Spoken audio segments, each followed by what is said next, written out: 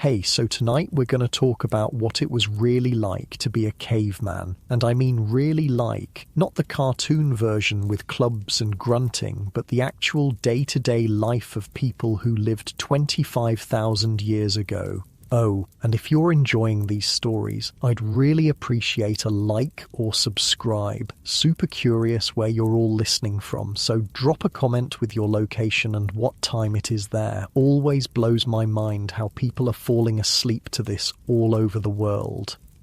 All right, find that cozy spot, take a nice slow breath and just let your body sink into whatever you're lying on. We're heading back to the Paleolithic period and trust me, you're going to be real grateful for that mattress by the time we're done. So congratulations, you just woke up in a cave 25,000 years ago. The first thing that hits you is the cold, not just chilly. Bone-deep, teeth-chattering cold that makes your muscles clench. You're lying on what feels like the world's worst camping gear. Bunches of sedge grass and rushes that someone carefully arranged into a sleeping mat. It's scratchy. Really scratchy. These grass stems poke through whatever animal skin you've pulled over yourself, and every time you shift, they crinkle and rustle like nature's most uncomfortable cereal.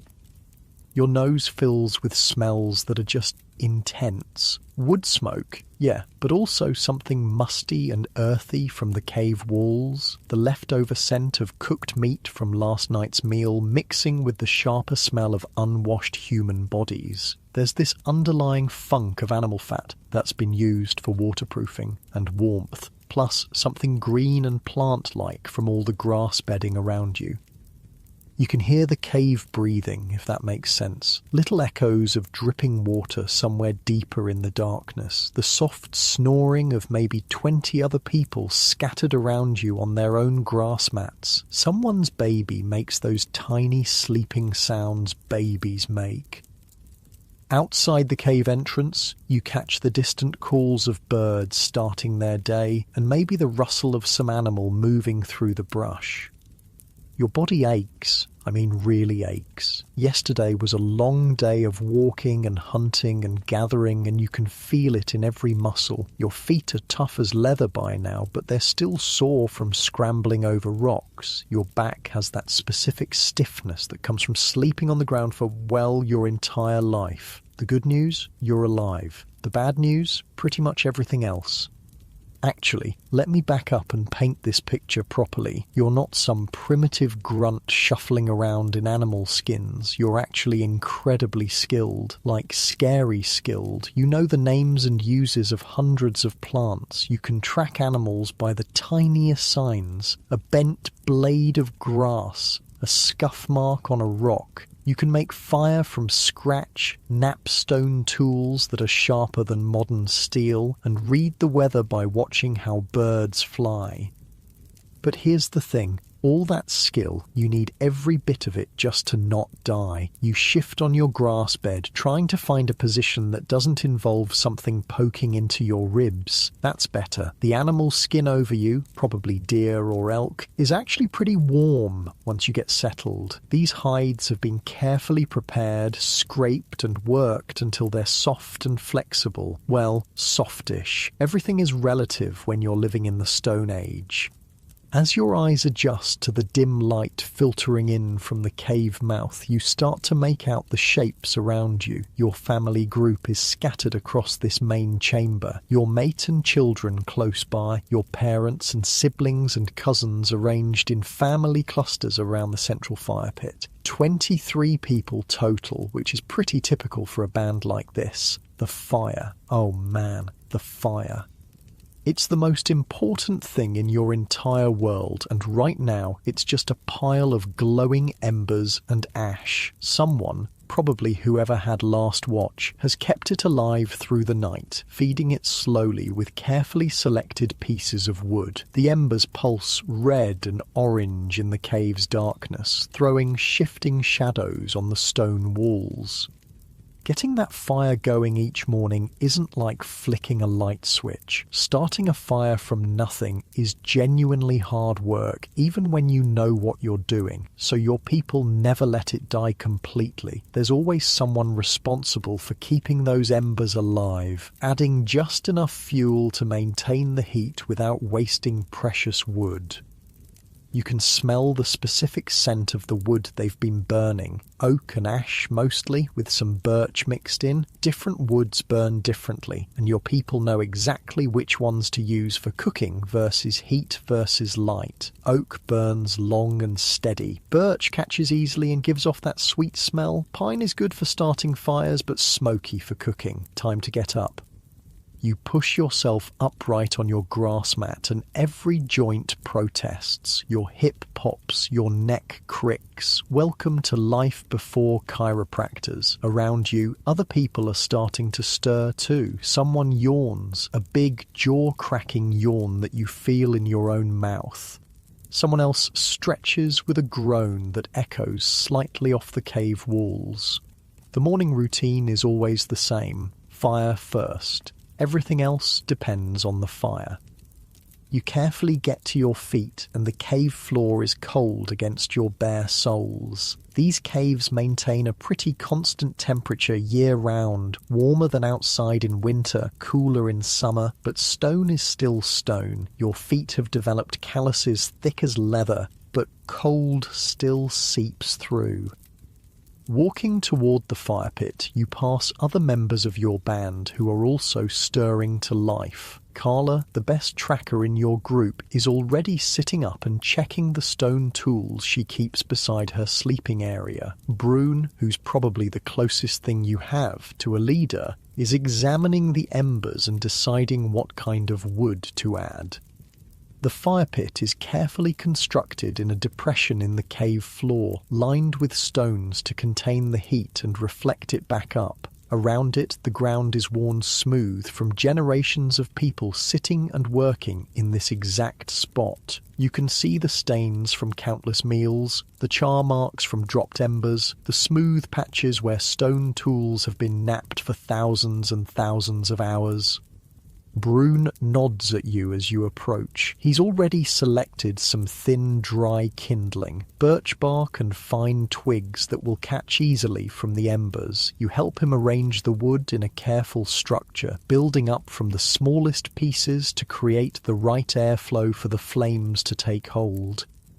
Working together, you blow gently on the embers, coaxing them back to life. The red glow brightens and tiny flames begin to lick at the birch bark. The smell of smoke gets stronger, mixing with that distinctive scent of hot stone and ash. More flames catch, and suddenly you have real fire again. Dancing, crackling, wonderful fire that pushes back the darkness and starts to warm your hands. Fire is life. Fire is protection. Fire is the difference between human and animal. Around the growing flames, more people gather. Children who were still sleepy moments ago become alert and focused. Fire means warmth, but it also means food, and everyone's stomach is reminding them that they haven't eaten since yesterday evening.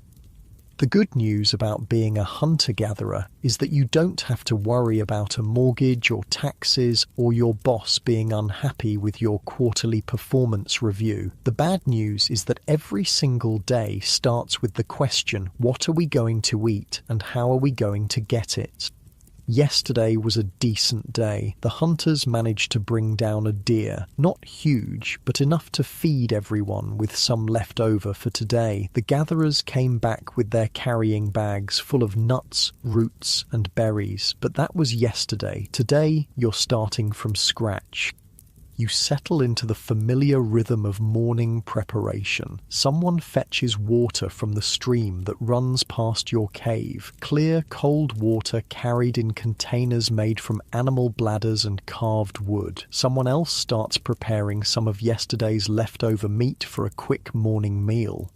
The meat gets spitted on sharpened sticks and held over the flames until it's heated through. Not really cooked. This is more like reheating leftovers, but warm food on a cold morning is a small miracle. The smell of heating meat mixes with the wood smoke, and your stomach makes that empty, anticipatory rumble. While you're eating your small portion of warmed meat and some nuts from yesterday's gathering, the day's planning begins. This isn't like a modern business meeting with agendas and PowerPoint presentations. It's more like a casual conversation around the fire, but the stakes are life and death. The hunting party, maybe 6 or 7 people, will head east today following the deer trail that was spotted yesterday. Deer are creatures of habit, and if you know their patterns, you can intercept them at water sources or feeding areas, but hunting big game with stone-tipped spears and wooden clubs is dangerous, difficult work. Most hunting expeditions come back empty-handed. The gathering party will spread out through the forest looking for anything edible. Nuts, berries, roots, tubers, mushrooms, bird eggs, insects, medicinal plants. Gathering is actually more reliable than hunting. You almost always find something, but it requires incredible knowledge of the natural world.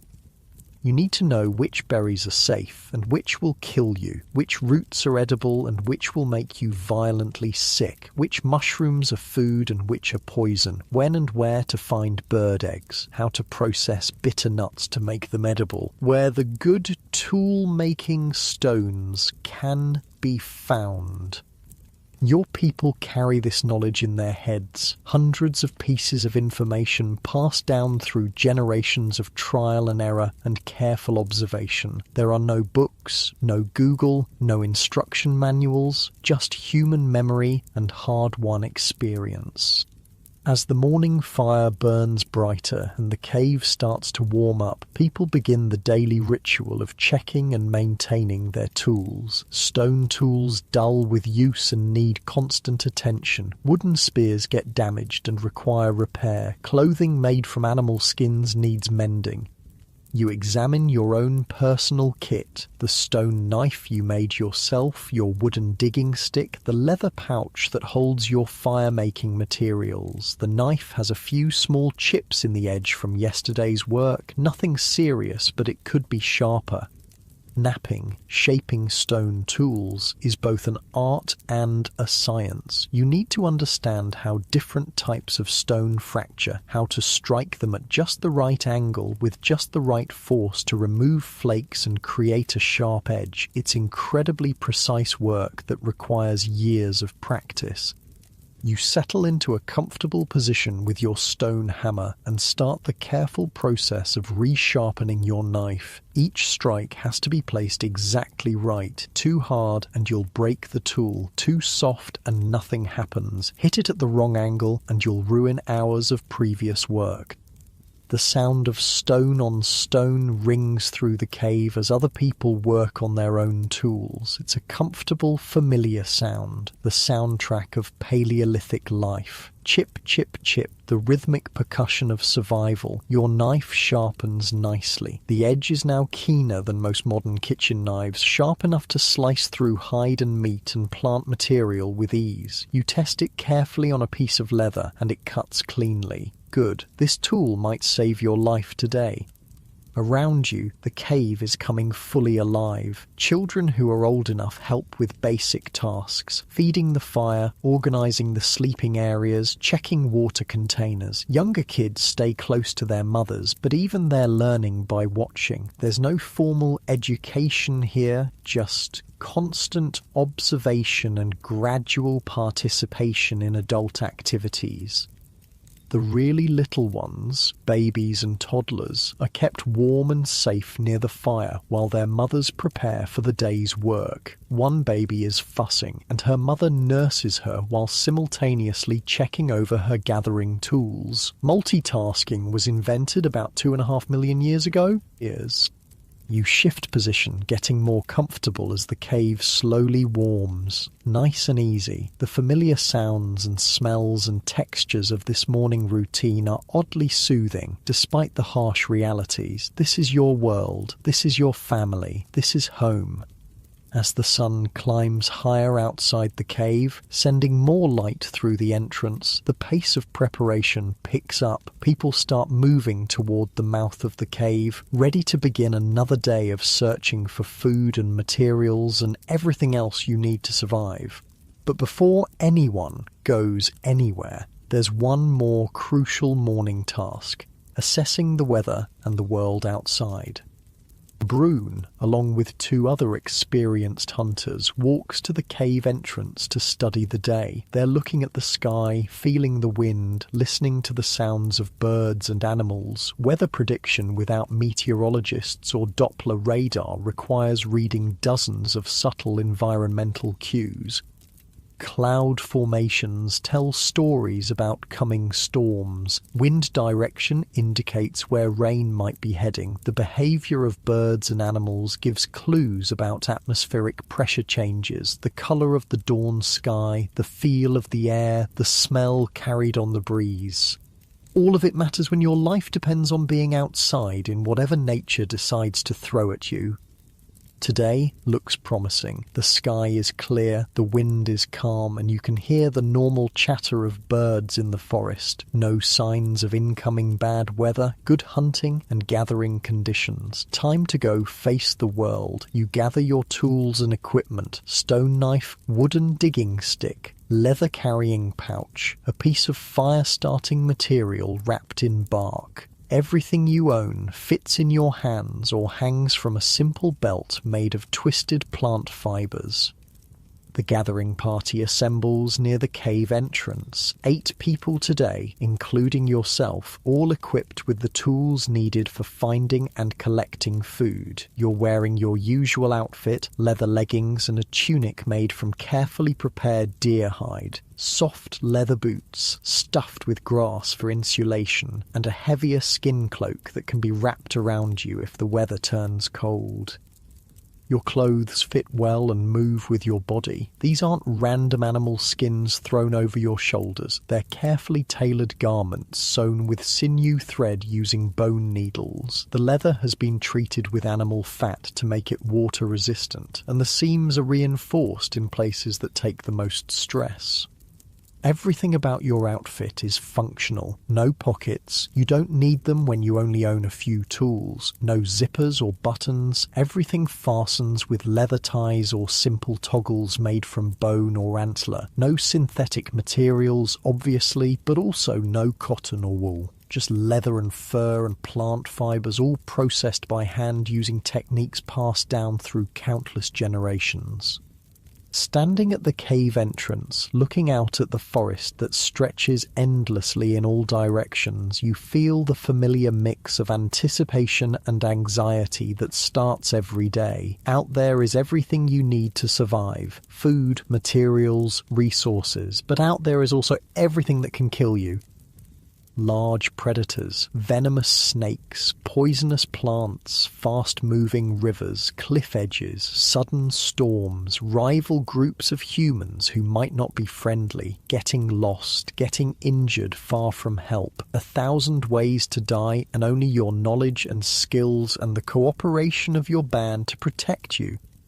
You take a deep breath of the morning air. It smells like forest, green and alive and complex, damp earth and decomposing leaves and growing plants and the musk of animals that passed this way recently. Clean air, pure air, air that hasn't been touched by pollution or industry or any of the substances that modern humans breathe every day. The sun feels good on your face as you step out of the cave. Real sunlight, not filtered through windows or reflected off buildings. Direct solar radiation that will warm your skin and provide the light you need to work by. No electricity, no artificial lighting, just the sun and moon and stars and fire. Your feet find the familiar path that leads down from your cave toward the forest floor. This path has been worn smooth by generations of your people making this same journey every day for hundreds of years. Your ancestors walked this exact route, and if you're lucky and skilled, your descendants will too. You shift your carrying pouch to a more comfortable position and adjust your grip on your digging stick. The morning is young and there's a full day of work ahead. Time to go find what the forest has to offer today. Behind you, the hunters are making their final preparations, checking spear points, discussing strategy, sharing the precious few arrows tipped with the sharpest stone points your group can make. Ahead of you, the gathering party moves through the forest with practiced silence, eyes and ears alert for anything useful. This is it. This is your life. This is what it really means to be human. Your muscles relax as you settle into the familiar rhythm of walking through your territory, and with each step, the adventure of another day in the Paleolithic world begins to unfold around you. The forest closes around you like a living thing. Every step takes you deeper into a world that's both beautiful and terrifying, where every shadow could hide food or danger, and sometimes both at the same time. You're moving through what will someday be called an old-growth forest, but right now it's just the world. Trees that have been growing for centuries stretch up into a canopy so thick that the morning light filters down in shifting beams and patches. Oak and ash and beech trees, massive trunks that would take 6 people holding hands to circle. The understory is dense with smaller trees and shrubs, and the forest floor is carpeted with layers of decomposing leaves that squelch softly under your feet. The sounds are incredible. Birds everywhere, not just the few species you'd hear in a modern park, but dozens of different calls echoing through the trees, the rustle of small animals moving through the undergrowth, the distant crack of a branch falling somewhere in the depths of the forest.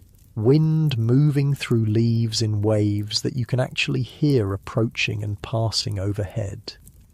Your gathering party spreads out as you walk, each person following their own path but staying within earshot of the others. You never go anywhere alone, ever. Being alone in this world is basically a death sentence. Predators hunt alone humans. Accidents happen. Getting lost means dying, and dying means your family doesn't eat. Kessa, who's probably the best plant identifier in your group, calls out softly from about 20 feet to your left. She's found something. You angle toward her voice, pushing through a thicket of hazelnut bushes that catch at your leather clothing and scratch at your exposed skin. She's kneeling beside a cluster of plants with broad heart-shaped leaves and small white flowers. "Wild garlic," she says, and the satisfaction in her voice is obvious. This is a good find, not just food, but medicine too. Wild garlic can help with infections, and it adds flavour to otherwise bland meals. You help her carefully dig up several of the bulbs using your wooden digging sticks. The tools are simple but effective. Hardwood sticks about as long as your arm, sharpened to a point and hardened in fire. They're perfect for digging roots and tubers without damaging them.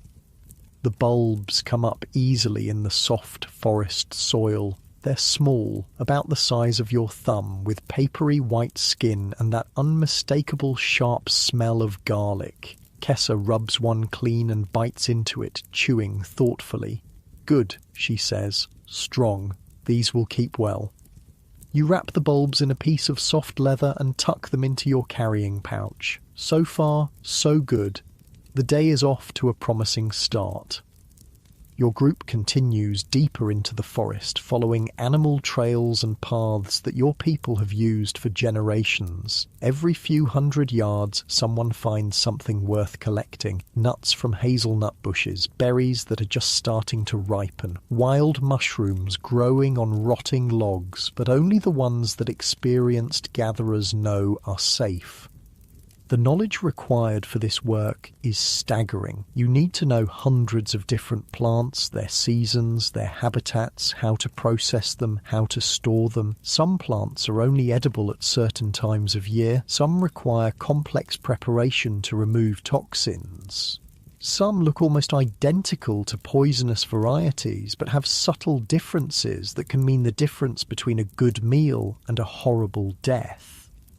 Take mushrooms. There are dozens of edible varieties in your forest, but also several that will kill you in very unpleasant ways. The difference between food and poison might be the colour of the spores, or the way the stem breaks, or the smell when the mushroom is crushed. Get it wrong, and you're dead. Get it right, and you have a delicious, nutritious meal. Your people have been learning these distinctions for thousands of years, passing the knowledge down through careful teaching and observation. No one forages alone until they've spent years learning from experts. Even now, experienced as you are, you still check with others when you find something unusual. The sun climbs higher as your group works its way through the forest, and you can feel the day starting to warm up. The morning chill is lifting, and walking at a steady pace is starting to make you pleasantly warm under your leather clothing. You adjust your carrying pouch and keep moving. About an hour into the expedition, Toma calls out from near a stream bank. His voice has that particular excitement that means he's found something really good. You push through the undergrowth toward the sound, and what you see makes you smile. Wild honey. High up in an old oak tree, maybe 20 feet off the ground, there's a dark opening in the trunk where a colony of wild bees has made their home. You can see them coming and going, and that sweet smell of honey is faint but unmistakable on the breeze. Honey is like winning the lottery. It's concentrated energy, pure sugars that your body craves and burns efficiently. It keeps well without spoiling. It has medicinal properties, and it tastes incredible, especially when your normal diet consists of meat, nuts, and whatever vegetables you can find, but getting it is dangerous work. The plan develops quickly. Toma is the best climber in your group, and he volunteers to go up. You'll build a fire at the base of the tree and create smoke to calm the bees. Someone else will prepare containers to hold the honeycomb. Everyone else will be ready to run if things go badly.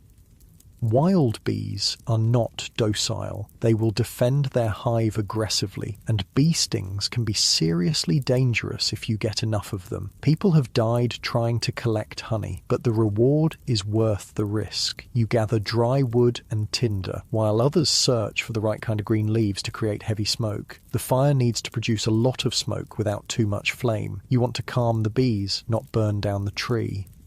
The fire catches quickly, and soon you have thick white smoke rolling up toward the bee tree. The sound of buzzing gets quieter as the smoke reaches the hive entrance. Bees evolved with forest fires, and smoke triggers their instinct to gorge on honey and prepare to abandon the hive. When they're focused on eating, they're less likely to attack.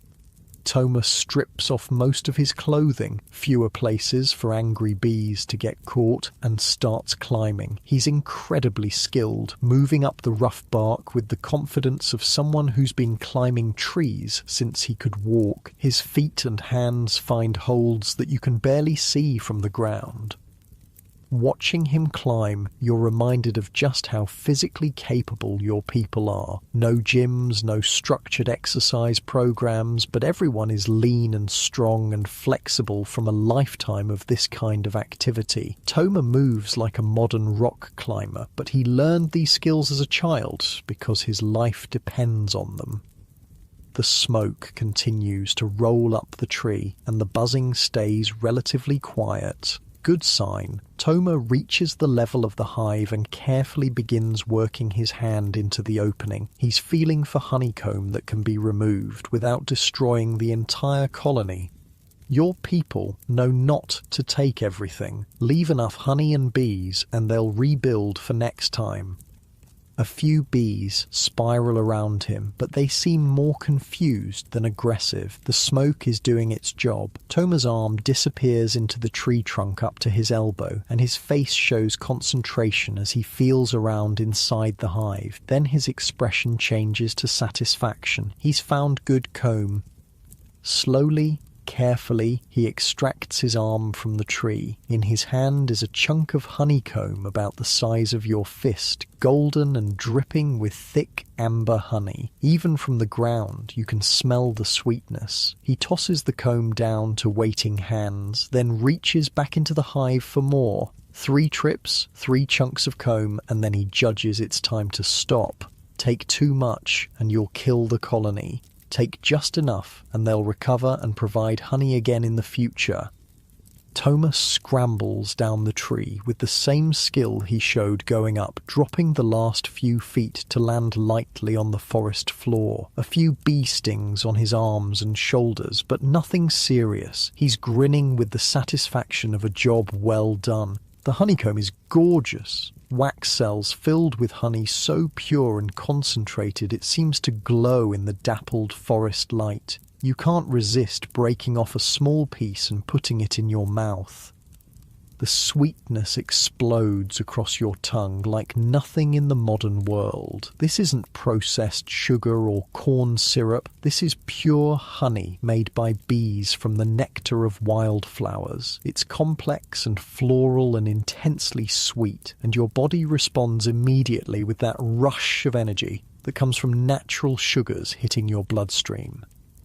You close your eyes for a moment, savouring the taste. Honey like this was the sweetest thing available to humans for tens of thousands of years. No chocolate, no candy, no desserts, just this, and it's perfect. The honeycomb gets carefully wrapped and packed away in leather containers. This is a treasure that will be shared with the entire band back at the cave. Children will get small pieces as treats. Adults will use it to make other foods more palatable. Some will be saved for winter when every calorie counts. Your gathering party continues through the forest, energized by the successful honey collection. The sun is getting higher now, and the forest is fully alive with activity. Birds calling from every direction, small animals rustling through the undergrowth. The constant, subtle movement of a healthy ecosystem. You find yourself settling into the meditation of long-distance walking through familiar territory. Your feet know this ground. Your eyes automatically scan for useful plants, signs of game, anything out of place that might indicate danger. Your breathing falls into a steady rhythm that matches your pace.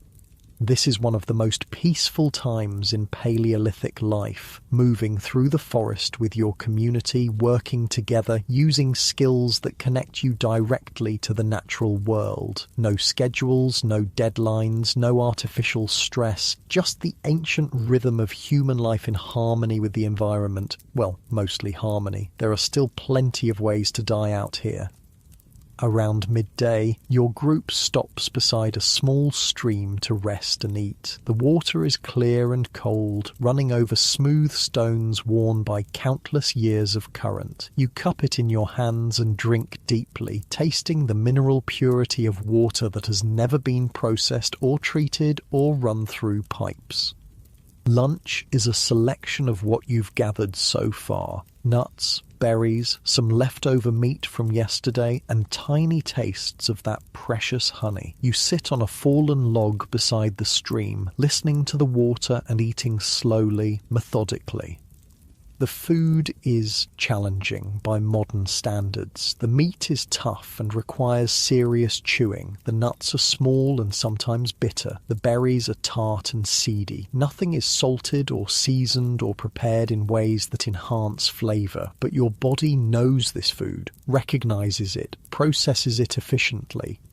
And there's something deeply satisfying about eating food you gathered yourself with your own hands, using knowledge passed down through generations of your ancestors. This meal represents hours of skilled work and deep understanding of the natural world. Every bite was earned.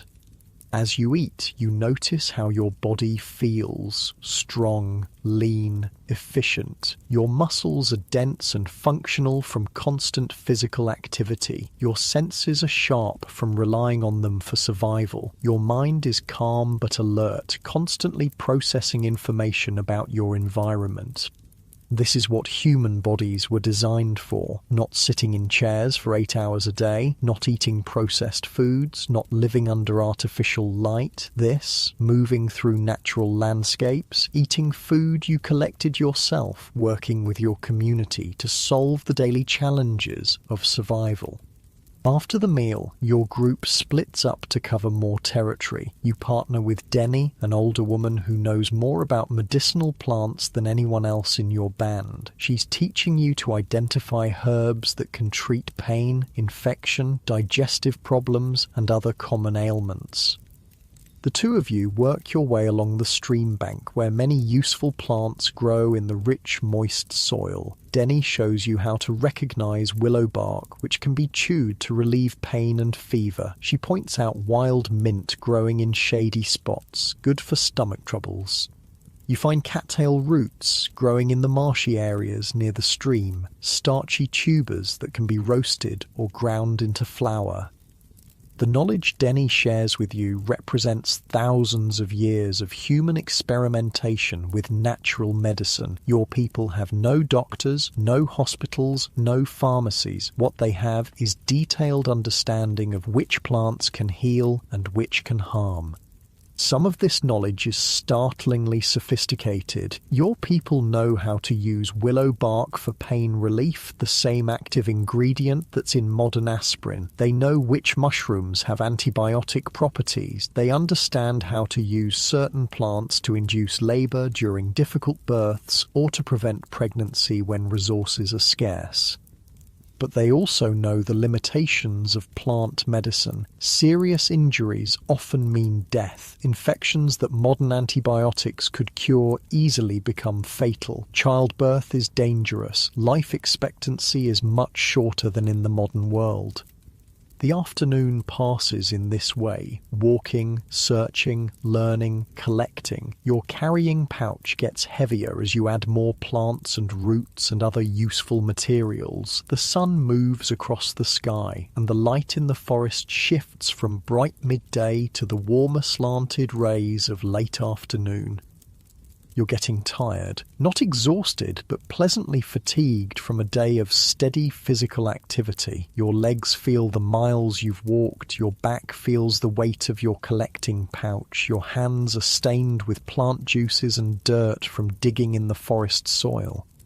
But you're also deeply satisfied. This has been a good day. Your group has collected enough food and materials to make the expedition worthwhile. The honey alone makes this a successful trip, but you've also gathered enough plants and nuts to contribute meaningfully to tonight's meal. As the sun starts to sink lower in the sky, Denny calls the group together for the return journey. Time to head back to the cave. You don't want to be caught in the forest after dark. Night belongs to the predators. The walk back follows a different route than your morning path. Your people never travel the same way twice if they can help it. Predictable routes make you vulnerable to ambush, and they also mean you miss opportunities to find new resources or observe changes in your territory. This path takes you through a section of forest dominated by massive beech trees, their smooth grey bark rising like pillars into the canopy above. The ground here is covered with fallen beech nuts, and your group spends some time collecting the rich, oily nuts that will provide valuable calories. Beech nuts require preparation. They need to be shelled and the bitter husks removed, but they're worth the effort. High in fat and protein, they store well and provide concentrated nutrition during the leaner months of winter. As you work bent over and picking nuts from the forest floor, you become aware of how quiet it's gotten. The normal sounds of birds and small animals have faded. The forest feels expectant, waiting. Denny notices too. She straightens up slowly, her eyes scanning the trees around your group. Her hand moves casually to the stone knife at her belt, the universal signal for something's not right. Everyone freezes. You listen, really listen, beyond the normal forest sounds, beyond the whisper of wind in the leaves. There's something else. A rustling that doesn't match the rhythm of small animals. Something bigger, something moving with purpose through the undergrowth. Could be a deer, could be an elk, could be a bear, could be people who aren't your people. Denny makes a subtle hand gesture that means gather closer, stay quiet, be ready to run. Your group slowly, carefully consolidates into a tighter formation. No sudden movements, no noise. Just controlled readiness. The rustling gets closer. Through the trees you catch glimpses of movement, brown shapes moving between the tree trunks, coming your way. Then you see antlers. Elk, a small herd of them moving through the forest on their own afternoon journey. Huge animals, each one weighing more than 3 or 4 humans combined. Beautiful, magnificent, and potentially dangerous if they feel threatened. Your group stays perfectly still as the elk pass. 5 adults and 2 calves moving with that peculiar combination of grace and power that large wild animals possess. They're magnificent, thick coats gleaming in the afternoon light, massive antlers that could easily kill a human, muscles rippling under their skin as they walk. One of the adults stops about 30 feet from your group and looks directly at you, eye contact with a wild elk. For a long moment, you and this ancient creature regard each other across the space between species, 2 different kinds of animals sharing the same forest, the same world. Then the elk decides you're not a threat and continues on its way. The herd disappears into the forest as quietly as they appeared, leaving only the faint scent of musk and the memory of that brief, intense connection. Your group relaxes. Denny grins and makes the hand sign for good luck. Seeing elk is always a positive omen. They're associated with strength and endurance, and encountering them safely is considered a blessing from the forest spirits. You finish collecting beech nuts and continue the journey home. The sun is definitely getting lower now, and the light in the forest is taking on that golden quality of late afternoon. Time to pick up the pace. The path climbs gradually as you approach your home territory. The cave is situated on higher ground for good reason. Better visibility, easier to defend, and less likely to flood during heavy rains. Your legs feel the incline as you climb, but it's a familiar burn. You've made this walk thousands of times.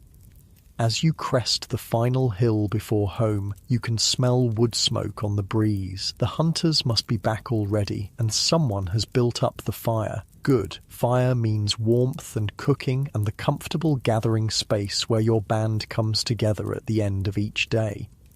You can also smell cooking meat, really smell it, rich, savoury scents that make your mouth water and your stomach rumble with anticipation. The hunters were successful today. There will be fresh meat tonight, along with everything your gathering party has collected.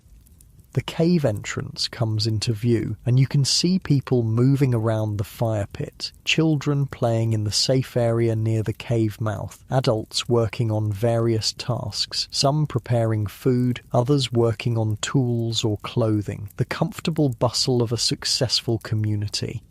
You're almost home. Your body feels the relief of completing another day's work safely. Your carrying pouch is heavy with useful plants and nuts. Your knowledge has grown through another day of learning from Denny. The forest provided well today. As you approach the cave, children run out to greet the returning gathering party. They want to see what you've found, hoping for treats like berries or nuts they can eat right away. Their excitement is infectious, reminding you of the simple pleasure of sharing resources with your community. You ruffle the hair of Mira, a 7-year-old girl who's particularly interested in plants. She follows you everywhere during gathering expeditions, asking endless questions about which plants are useful and why. Today, she wants to know about every single thing in your collecting pouch. The transition from forest to cave feels abrupt but welcoming. Outside is vast and wild and full of possibilities and dangers. Inside is controlled space, human space, the place where your band comes together for safety and warmth and shared meals. You settle onto your favourite spot near the fire pit and begin unpacking your day's collection. Each plant and nut and root represents knowledge applied, skills used, successful interaction with the natural world, small victories that add up to survival. Your shoulders drop as you let the day's tension release, and the familiar warmth of the fire begins to ease muscles that have been working since dawn. The fire welcomes you back with its familiar warmth and dancing light. You can feel the heat seeping into your tired muscles as you settle closer to the flames, and there's something deeply comforting about being back in this controlled space after a day in the vast, unpredictable forest.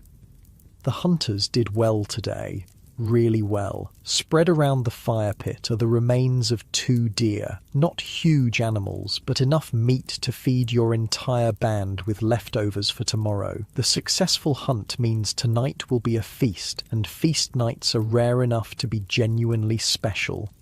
Brune and the other hunters are sharing their story while people work on food preparation. The tale unfolds in the casual, collaborative way of people who know each other intimately. Someone starts the story, another person adds details, a third corrects a minor point or emphasizes a particularly skillful moment.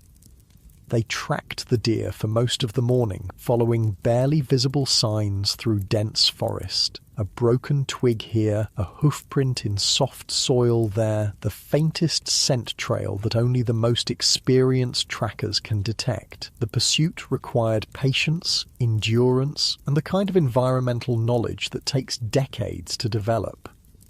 The actual kill happened quickly. The hunters managed to surround a small group of deer at a water source, and Jorik made a perfect spear throw that brought down a young buck with a single strike. The second deer, attempting to flee, ran directly into spears held by 2 other hunters positioned along the escape route. Clean kills, quick deaths, minimal suffering for the animals, and maximum protein for your people.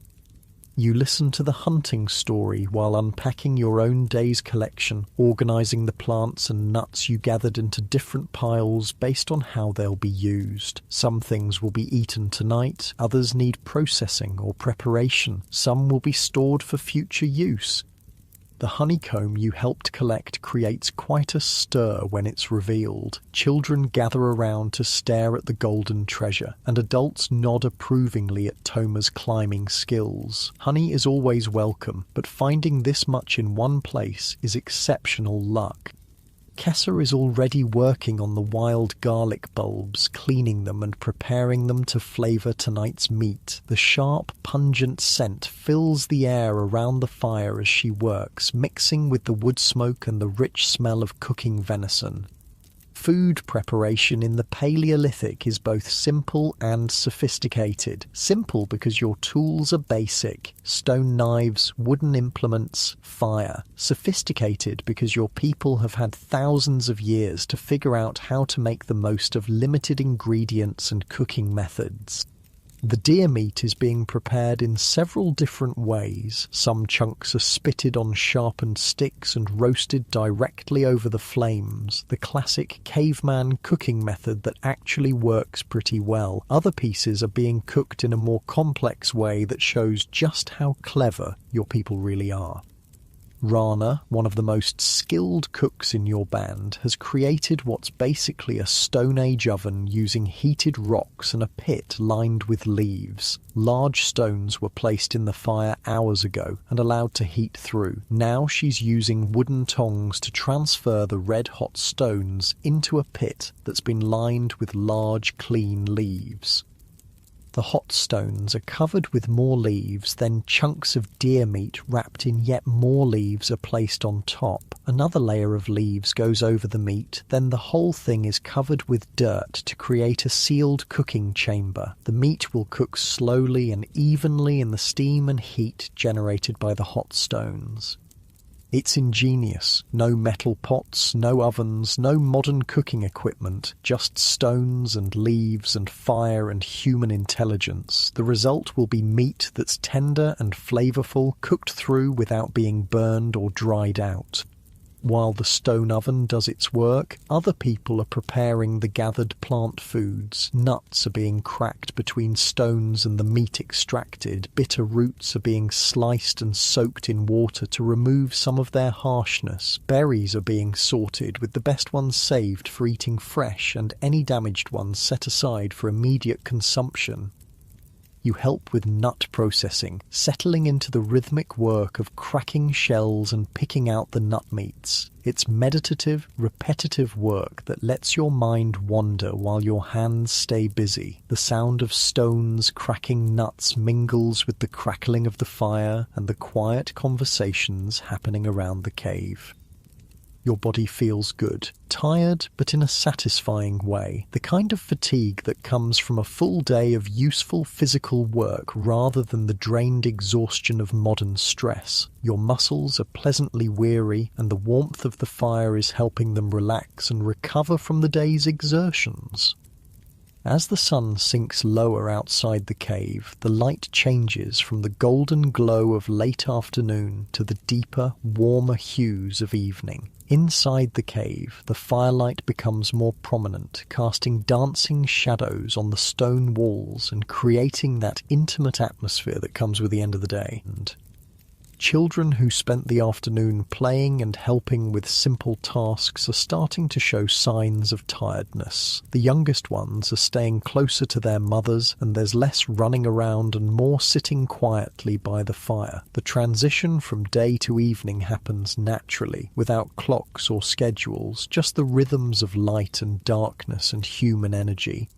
The first cooking meat is ready. Jorik uses his stone knife to slice thin pieces from a leg that's been roasting over the fire, testing for doneness. The meat is perfectly cooked, hot all the way through, but still juicy, with that slightly smoky flavour that comes from cooking over a wood fire.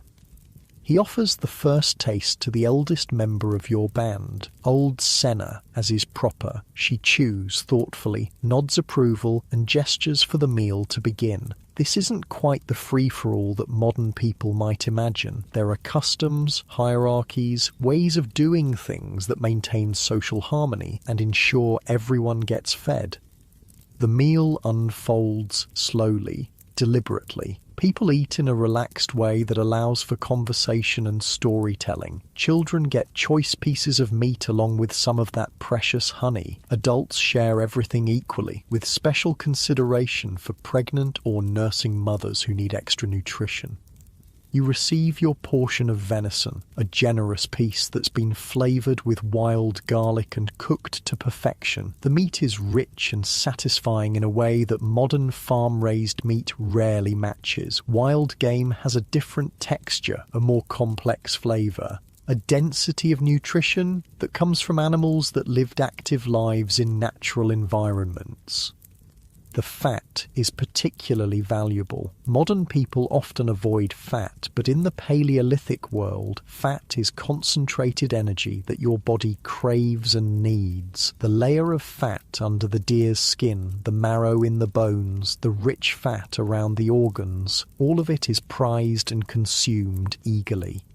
You eat slowly, savouring each bite. The meat provides immediate satisfaction for your hunger, but it also represents security. A successful hunt means your band won't go hungry tomorrow. The leftover meat will be processed and preserved, extending the benefits of today's success into the future. As you chew, you notice how quiet the cave has become. Not silent, there's still the crackling of the fire, the soft sounds of people eating, occasional quiet conversation, but the urgent energy of the day has settled into something calmer, more contemplative. This is one of the most peaceful times in Paleolithic life. The day's work is done, food has been found and prepared and shared. Everyone is safe inside the cave with a warm fire and full bellies. These moments of security and comfort are rare enough to be treasured. You shift position slightly, getting more comfortable against the stone wall that forms your backrest. The fire's warmth feels good on your face and hands, and your stomach is pleasantly full of rich meat and nuts and the lingering sweetness of honey. The stone oven is opened for the second course. Rana carefully removes the layers of dirt and leaves to reveal the deer meat that's been cooking slowly for hours. Steam rises from the pit, carrying scents that make everyone lean forward in anticipation. The meat that emerges is incredibly tender, falling apart at the touch of a wooden implement. It's been cooked gently and evenly, infused with the flavours of the leaves that wrapped it and the smokiness from the heated stones. This is sophisticated cooking using Stone Age technology. Everyone gets a portion of the pit-cooked meat, and the difference in texture and flavour from the roasted meat is remarkable. Your people understand that variety in food preparation isn't just about taste. Different cooking methods preserve different nutrients and make various components of the food more digestible.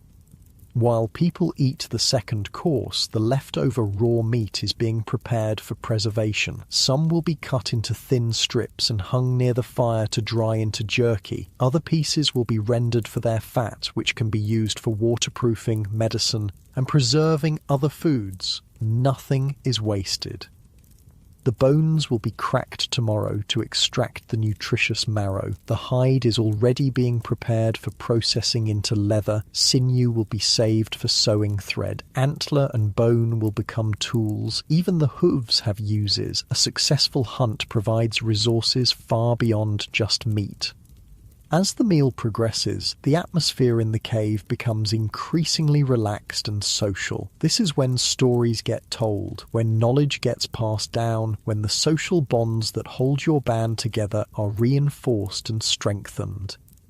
Old Senna, the eldest woman in your group, begins telling a story that everyone has heard before but no one minds hearing again. It's about the great winter when she was young, when the snow was so deep that hunting became impossible for weeks and the band survived by eating cached supplies and gathered materials that had been stored in hidden locations.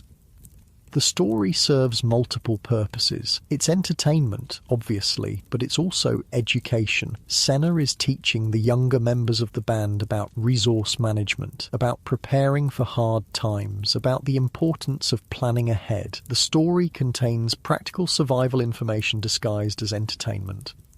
You lean back against the cave wall and let the familiar rhythm of Senna's voice wash over you. These oral traditions are how your people preserve and transmit knowledge across generations. No writing, no books, no external storage systems, just human memory and the ancient art of storytelling. The fire burns lower as the evening progresses, but someone occasionally adds wood to keep it going. The light becomes softer, more intimate, creating a cocoon of warmth and safety in the vast darkness outside the cave. Children are getting sleepy. The youngest ones have already been put to bed on their grass mats, covered with soft furs and positioned close enough to the fire for warmth but far enough away to be safe. Their mothers hum quiet songs while nursing or simply holding them close.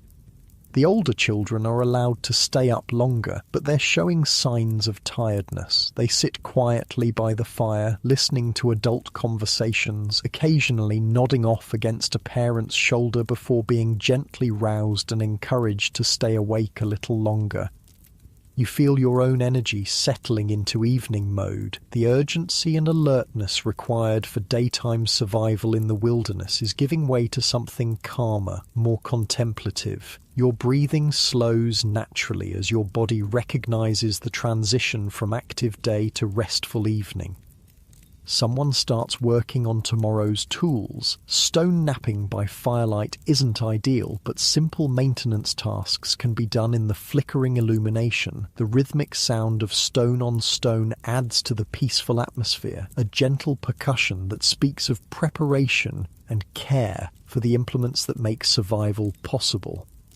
Women are working on clothing repair, using bone needles and sinew thread to mend small tears in leather garments. This is skilled work that requires good hand-eye coordination, but experienced seamstresses can do basic repairs even in dim light. The clothing your people wear represents hundreds of hours of labor, and maintaining it properly is essential.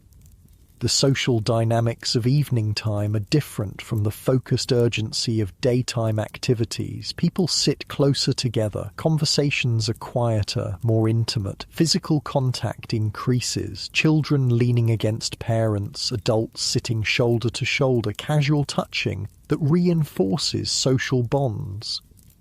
You notice how the fire affects everyone's behaviour. People orient themselves toward it, not just for warmth, but as a social focus. The fire is the centre of community life, the gathering point that brings the band together at the end of each day. It's been this way for hundreds of thousands of years. As the evening deepens, some people begin preparing for sleep. The sleeping areas are arranged around the fire pit in a rough circle, with families grouped together and the most vulnerable members, young children and elderly people, positioned closest to the warmth and light. Your own sleeping area is ready from this morning's brief tidying. The grass mat has been shaken out and rearranged. Your sleeping furs have been aired and positioned for maximum warmth. Everything is prepared for another night's rest on the stone floor of the cave. But sleep is still some time away. Evening activities continue at a relaxed pace as people finish their tasks and gradually wind down from the day. Some individuals work on personal projects, carving wooden tools, preparing plant materials for future use, organising their few personal possessions.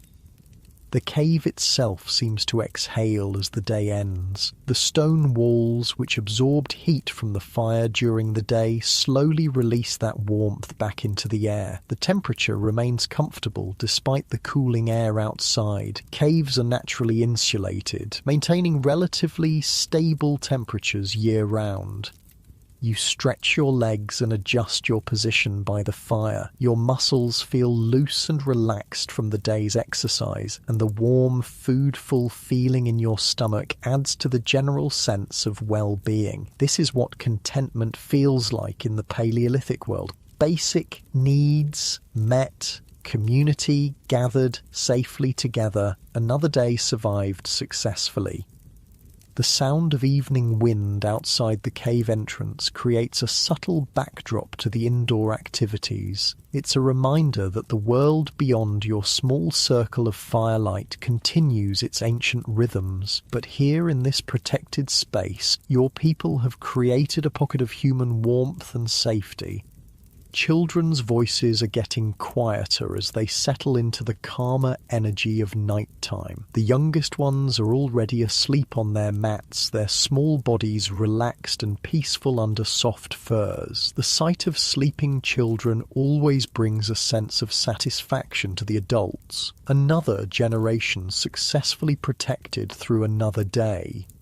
Someone banks the fire for the night, arranging the wood so it will burn slowly and steadily without requiring constant attention. The flames die down to a more manageable level, but the coals remain hot and ready to be built back up if needed. Fire management is a critical skill that ensures warmth and protection throughout the night.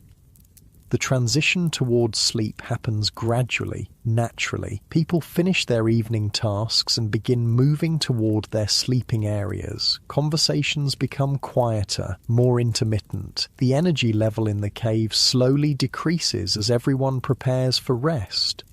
You feel the day's tension continuing to ebb away as you settle more comfortably against your resting spot. Your breathing deepens naturally, and a comfortable yawn escapes as your body begins its transition toward the night ahead. As the fire settles into its nighttime rhythm, your band begins the evening activities that separate humans from every other animal on Earth. This is when the real magic happens, when survival becomes culture, when basic existence becomes something deeper and more meaningful.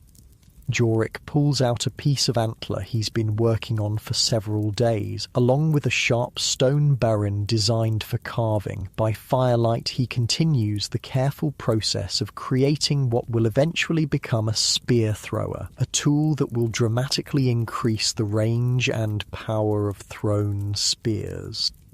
The carving work is incredibly precise. Each cut must be placed exactly right to maintain the tool's balance and functionality. Too much material removed in the wrong place, and weeks of work are ruined. Too little, and the tool won't work properly. Jorik works with the focused concentration of someone who understands that his life depends on the quality of his tools. You watch him work, admiring the skill involved. The spear thrower he's creating represents thousands of years of technological development. Early humans figured out that a lever-like device could multiply the force of a thrown spear, allowing hunters to bring down larger prey from greater distances. This innovation literally changed the course of human evolution. The tool looks simple, just a carved piece of antler with a hook at one end to hold the spear and a handle at the other, but the physics involved are sophisticated. The length, balance point, and flex characteristics all have to be precisely calculated for the tool to work effectively. Jorik learned these calculations not through mathematical formulas, but through years of trial and error passed down from master craftsmen. Nearby, Kessa is working on a different kind of technology, plant processing. She's grinding wild grass seeds between two stones, transforming them into a coarse flour that can be mixed with water to make a simple bread or porridge. The work is labor-intensive and time-consuming, but it unlocks nutrition from plants that would otherwise be indigestible. The grinding stones she uses are carefully selected for the job. The bottom stone is large and flat with a slightly rough surface. The top stone is smaller and shaped to fit comfortably in her hands while providing maximum grinding pressure. Both stones were shaped through hours of careful knapping, and they represent a significant investment of time and skill. The rhythmic sound of stone grinding grain is one of the oldest industrial noises in human history. This same basic technology, crushing seeds between stones to make flour, would eventually evolve into watermills, windmills, and modern grain processing. But here in the cave, it's just Kessa's strong arms and patient work turning wild grass into food. The flour that results from her efforts is coarse and dark, nothing like the refined white flour of the modern world, but it's nutritious and filling, providing carbohydrates that complement the protein from hunting and the vitamins from gathered plants. When mixed with water and cooked on hot stones near the fire, it becomes a simple flatbread that helps extend the value of other foods. You shift your position, getting more comfortable as you watch the various evening activities happening around the fire. Each person is engaged in work that contributes to the band's survival and well-being. There's no leisure time in the modern sense, but there's also no distinction between work and life. Everything flows together into the integrated whole of Paleolithic existence. Old Senna has finished her earlier story and now begins a different kind of teaching, practical instruction about medicinal plants. She's working with several of the younger women, including some who have recently become mothers for the first time. The knowledge she shares could literally save lives. She shows them how to prepare willow bark tea for pain relief and fever reduction. The bark must be harvested at the right time of year from trees of the right age and prepared in specific ways to maximize its effectiveness. Too little preparation and it won't work. Too much and it becomes bitter and hard to swallow. The teaching includes detailed information about dosages, how much tea for a child versus an adult, how often to administer it, what other symptoms to watch for when willow bark isn't appropriate, and other treatments should be used instead. This is sophisticated medical knowledge being transmitted through careful oral instruction. Senna also teaches about plants that help with childbirth, herbs that can ease labour pains, others that can help stop dangerous bleeding, plants that can increase milk production in nursing mothers. This knowledge is literally life and death important in a world without modern medical care. The younger women listen intently, asking questions and practicing the identification of plants by examining dried samples that Senna keeps in carefully wrapped bundles. They understand that mastering this information could mean the difference between losing a child and successfully raising the next generation. As the instruction continues, you're struck by how much knowledge your people carry in their heads. No books, no external storage systems, no way to look things up when you forget. Everything must be memorized, practiced, and passed down through direct teaching and hands-on experience. The human brain evolved to handle exactly this kind of information processing. Your people have extraordinary memories for practical details that matter to survival. They can remember the locations of seasonal food sources, the behaviors of dozens of animal species, the properties of hundreds of plants, and complex social relationships going back generations.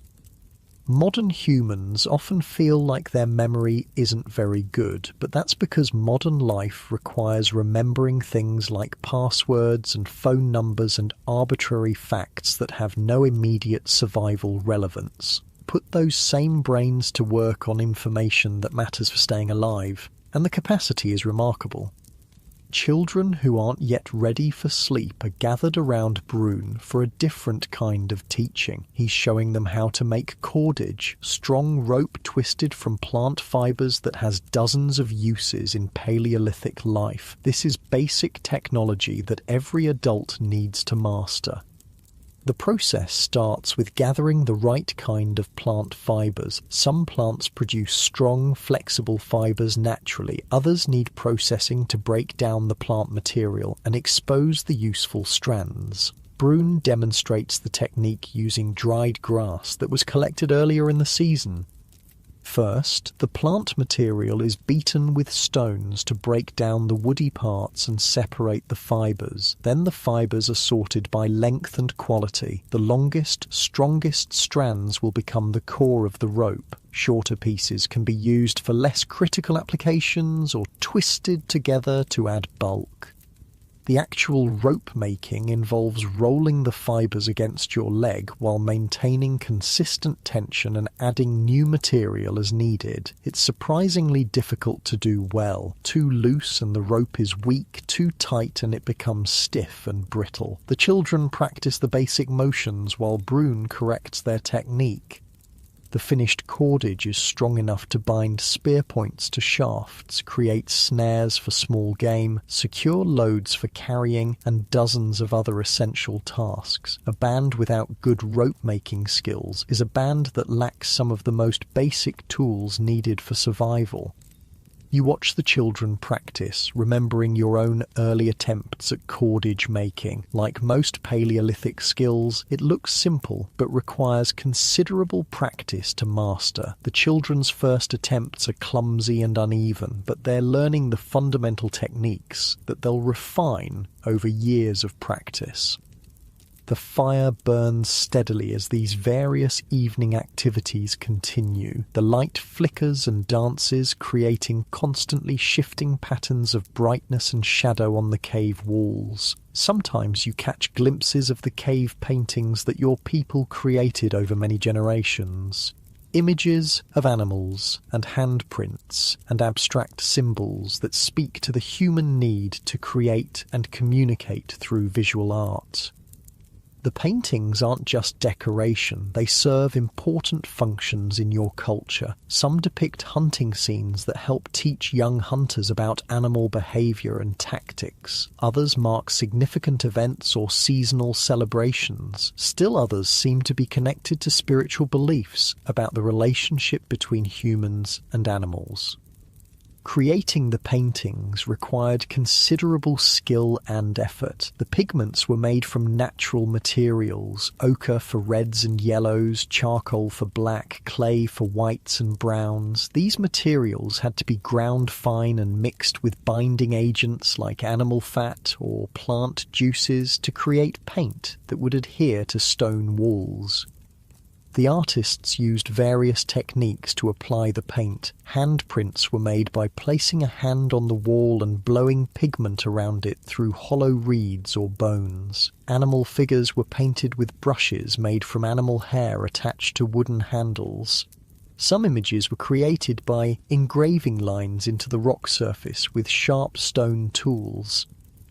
The location of the paintings isn't random. Many are placed in areas of the cave with special acoustic properties, places where sounds echo and reverberate in interesting ways. Your people understood that the cave itself is a kind of instrument, and they positioned their art to take advantage of the natural sound effects.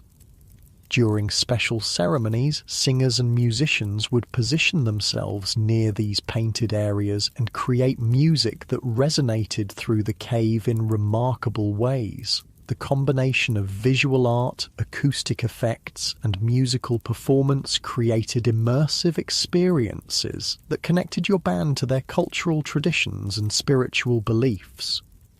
Tonight isn't a ceremony night, but you can still feel the presence of those painted ancestors watching from the cave walls. The images remind you that your people have been living in this cave, gathering around fires just like this one for many generations. You're part of a continuous chain of human survival and cultural transmission that stretches back into the deep past. The evening activities begin to wind down as people complete their various projects and start preparing more seriously for sleep. Tools are cleaned and put away in their designated spots. Clothing is arranged for easy access in the morning. Personal possessions are organized and secured. The social dynamics of the cave change as the transition towards sleep begins. Conversations become quieter and more intimate. Physical proximity increases as people move closer together for warmth and comfort. Children who have been playing independently move back to their parents for the security of family closeness. You help with the process of banking the fire for the night. This is critical work that requires considerable skill. The fire must be arranged so it will burn slowly and steadily throughout the night without going out, but also without flaring up dangerously while people sleep nearby. Large logs are positioned to burn slowly and provide long-lasting heat. Smaller wood is arranged to catch fire gradually as the larger pieces burn down. The whole structure is carefully planned to provide hours of heat and light without requiring constant attention. Someone will be responsible for monitoring the fire during the night, not staying awake constantly, but checking it periodically and adding fuel if necessary. Firewatch rotates among the adults, and it's considered one of the most important responsibilities in the band. As the fire settles into its overnight configuration, the light in the cave becomes softer and more subdued. The dramatic dancing flames of evening give way to the steady glow of well-banked coals. The atmosphere becomes increasingly peaceful and contemplative. People begin moving toward their sleeping areas, saying quiet goodnights and making final preparations for rest. Children are settled onto their grass mats with warm furs pulled up to their chins. Adults arrange their own bedding and position themselves for warmth and comfort. The sleeping arrangements reflect the social structure of your band. Family groups cluster together, with children positioned between parents for maximum protection and warmth. Single adults sleep near the edges of the group, but within the circle of firelight and safety. Your own sleeping area is positioned where you can easily reach your tools and weapons if needed during the night. Your spear is within arm's reach, along with your stone knife and other essential equipment. Even in sleep, you remain ready to respond to danger. The grass mat under your sleeping furs has been arranged to provide as much cushioning as possible against the hard stone floor. Additional layers of dried grass and moss create a barrier between your body and the cold rock. It's not comfortable by modern standards, but it's the best available sleeping surface in the Paleolithic world. You settle onto your mat and pull your sleeping furs around you. The animal skins are warm and soft from years of use, and they carry the comforting sense of your family and your life. These furs represent successful hunts, skilled hide preparation, and the accumulated warmth of many nights' sleep. The sounds in the cave gradually diminish as people settle into sleep. Conversations fade to whispers, then to silence. The only sounds are the crackling of the fire, the occasional shift of someone adjusting their position, and the deep, slow breathing of people relaxing into rest.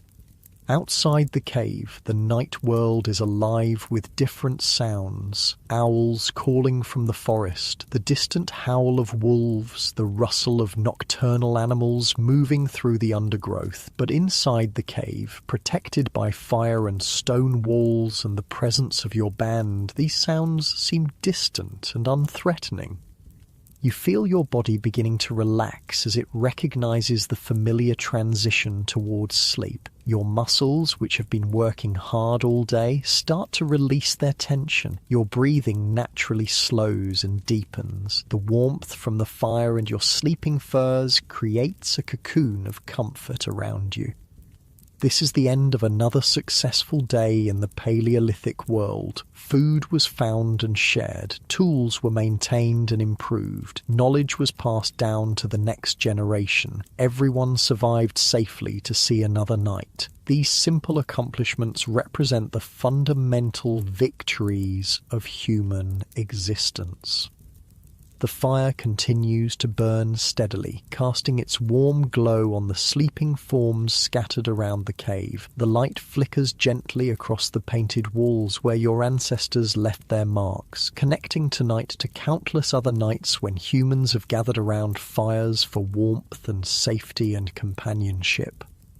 Your breathing settles into a deeper rhythm as you feel yourself getting more comfortable on the grass mat, your body naturally finding that perfect position for rest. The day's adventures fade into pleasant memories as the peaceful warmth of the cave embraces you, and the gentle sounds of your sleeping community create the perfect backdrop for whatever dreams may come in this ancient, timeless place where humans have always found safety and peace.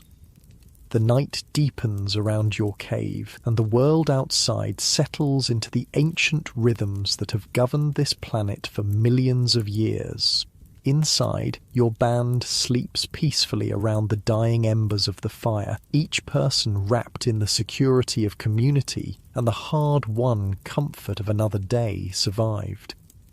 But as you lie on your grass mat, listening to the gentle breathing of your people and feeling the warm weight of animal furs against your skin, something remarkable begins to happen. The boundaries between then and now start to blur. The 25,000 years that separate the Paleolithic world from your modern life seem to compress into nothing more than a long, slow exhale. Because here's the truth that most people never really understand. You are them. Your DNA, your basic brain structure, your fundamental physical and emotional needs. They're virtually identical to those cave dwellers whose lives we've been exploring together. The human genome hasn't changed significantly in the last 40,000 years. You're running Stone Age software in a space age world.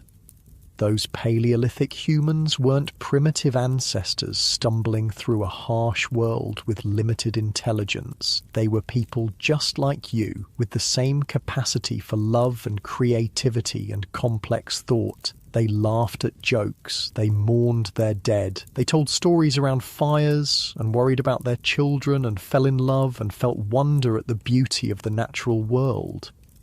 The main difference between them and you isn't intelligence or emotion or basic human nature, it's just technology. They lived in a world without agriculture, without cities, without writing, without the accumulated knowledge that modern humans inherit from thousands of generations of cultural development. But they had things that you've lost, a direct, intimate connection to the natural world that modern people can barely imagine, knowledge of their environment so deep and complete that they could survive and thrive using nothing but what the earth provided, social bonds strengthened by shared struggle and mutual dependence for survival. They knew every plant in their territory, every animal track, every change in the weather. They could make fire from scratch, create tools from stones and wood, read the landscape like